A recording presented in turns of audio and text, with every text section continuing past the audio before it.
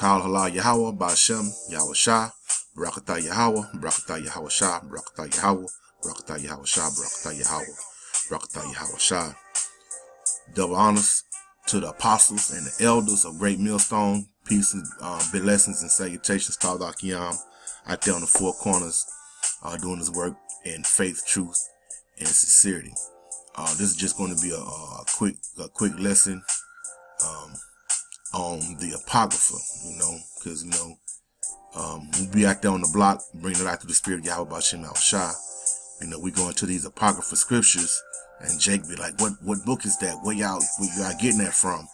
And so they not familiar with the Apocrypha, because the Apocrypha is a part of the scriptures, man. If you have a 1611 King James version of the Bible, you will see the Apocrypha in that Bible, man. The Apocrypha was taken out of the scriptures by the Biblical Destruction Group that was formed in 1776, but they didn't take the Apocrypha out of the scriptures completely until 1826. So what I'm gonna do is I'm gonna go into some scriptures that show you that the Apocrypha correlates with the scriptures, man. But let me bring this out first. This is Psalms 83. It reads, "Keep not thy silence, O Yahweh. Hold not thy peace, and be not still, O Yahweh. For lo, thine enemies make a tumult, and they that hate thee have lifted up the head. They have taken crafty counsel against thy people, and consulted against thy hidden ones. They have said, Come, and let us cut them out from being a nation, that the name of Israel may be no more in remembrance. For they have consulted together with one consent. They are confederate against thee," man. So, in the Biblical Destruction Group is just another hidden council, man. Like there's many hidden councils against Israel, man. The Council of Foreign Relations, the UN. I mean, the list is nameless, but we're gonna just deal with the Biblical Destruction Group and this Apocrypha, man, because it is part of the scriptures, man. Like I say, if you got the King James 1611 Bible, which you can order one online. You can go to the bookstore. You'll see that the Apocrypha is in there. So let's just go through the scriptures, man. I don't want to get long. I just want to go through these scriptures to prove that the Apocrypha and the scriptures are one and the same, and they correlate with each other. All right, we're gonna start off with Matthew 4:4. It reads, "But he answered and said, It is written, Man shall not live by bread alone, but by every word that proceedeth out of the mouth of the Most High." Okay, that's Matthew 4:4. We'll go to Wisdom of Solomon 16:26. "That thy children, O Yahweh, whom thou lovest, might know that it is not the growing of fruits that nourish man, but it is thy word which preserveth them, and put their trust in thee." Salakia. But that it is thy word which preserveth them that put their trust in thee, man. So it's just telling you about spiritual nourishment, man. Those scriptures correlate right with each other, man. Okay, I'm gonna move on. Matthew 5:18. "For verily I say unto you, till heaven and earth pass, one jot or one tittle shall in no wise pass from the law to all be fulfilled." So it's telling you that until heaven and earth pass, the law is not going to be done away with. That's Matthew 5:18. Go to Baruch 4:1. "This is the book of the commandments of the Most High, and the law that endureth forever. All they that keep it shall come to life, but such as leave it shall die." All right, we're going to move along, man.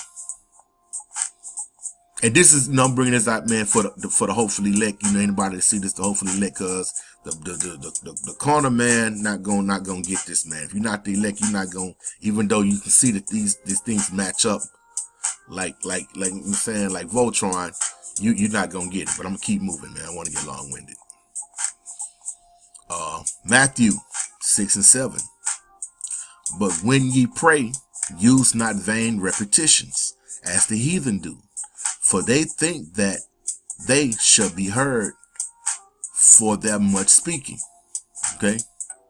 So it's telling you to pray. Don't use vain repetitions, man. Just don't, go on to the Ecclesiasticus, which is Sirach 7 and 14. Use not many words in a multitude of elders, and make not much babbling when thou prayest.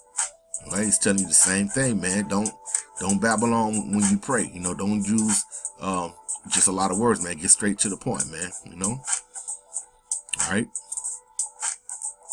Gonna move on. Matthew 27 and 43. He trusted in the Most High. Let him deliver him now, if he will have him, for he said, I am the son of the Most High. Okay? This is talking about Yahushua. All right? That's Matthew 27 and 43. Let's go to Wisdom of Solomon 2 and 15. He is grievous unto us even to behold, for his life is not like other men's. His ways are of another fashion. Oh, Salak. Con. Verse 16. We are esteemed of him as counterfeits. He abstaineth from our ways as from filthiness. He pronounces the end of the just to be blessed, and maketh his boast that the Most High is his father. Yahushua. He said the exact same thing. All right. Keep it moving. Luke 6 and 31. And as ye would that men should do to you, do ye also to them likewise. All right. And this matches up with Tobit 4 and 15. Do that to no man which thou hatest. Drink not wine to make thee drunken, neither let drunkenness go with thee in thy journey. Do that to no man which thou hatest. So do a man how you treat your brother how you want to be treated. You know what I'm saying? Don't do unto him that you don't want to be done unto you, man. Those scriptures match up perfectly. Okay, and keep it moving. Luke 14 and 13. But when thou makest a feast, call the poor, the maimed, the lame, and the blind. Luke 14 and 13, which matches up with Tobit 4 and 7. Give alms of thy substance, and when thou givest alms, let not thine eye be envious, neither turn thy face from any poor, and the face of the Most High should not be turned away from thee. So if you got something, man, give it to your brother, man. Those scriptures match up perfectly, man. All right. Give it to the lesser unfortunate of the brotherhood, man. Gonna keep it moving, man. John 10 and 22. And it was at Jerusalem the feast of the dedication, and it was winter. Okay, this is referring to the feast of dedication. John 10 and 22, which matches up with 1 Maccabees 4 and 59. Moreover, Judas and his brethren with the whole congregation of Israel ordained that the days of the dedication of the altar should be kept in their seasons from year to year by the space of 8 days, from the 5 and the 20th day of the month of Caslu, with mirth and gladness, man. Is referring to the feast of the dedication, man, of the altar, man. It matches up. All right, Romans 11 and 34. For who hath known the mind of Yahweh, or who hath been his counselor? Romans 11 and 34, which matches up with Wisdom of Solomon 9 and 13. For what man is he that knoweth the counsel of the Most High, or who can think what the will of Yahweh is? All right. Go on. 2 Corinthians 9 and 7. Every man according as he purposes in his heart, So let him give, not grudgingly or necessity, for the Most High loveth a cheerful giver. All right, which matches up with Ecclesiastes 35:9.